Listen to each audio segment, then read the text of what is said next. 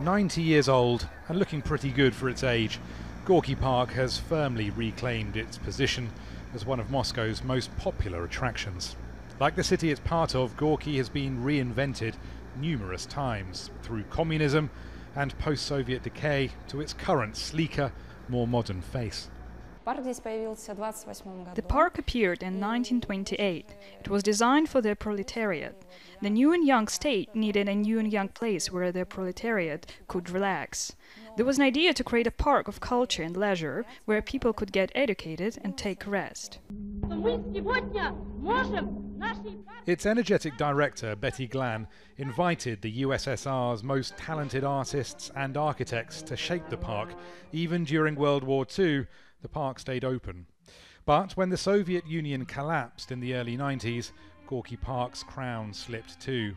It hosted some of Russia's first raves and metal concerts, but its fairground rides became shabby. It developed a reputation for crime. That's all been swept away now. Beginning in 2011, a radical overhaul brought Wi-Fi, chic cafes, elaborate playgrounds and more. These days, Gorky Park is alive with visitors. Gorky Park's modern refit was the shape of things to come for Moscow.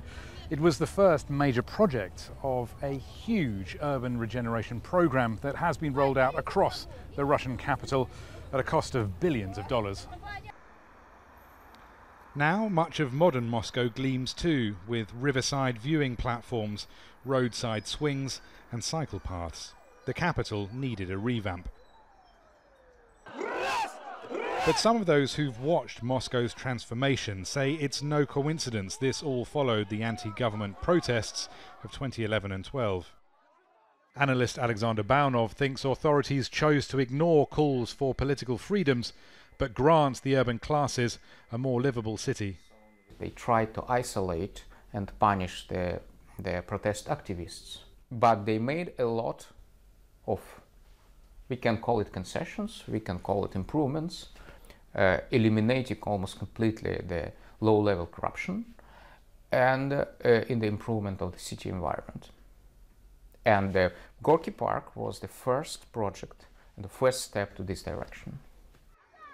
BAUNOV says the opposition is now split about whether to accept such gifts from the authorities. Everyone else, meanwhile, is down in the park. Rory, Challands, Al Jazeera, Moscow.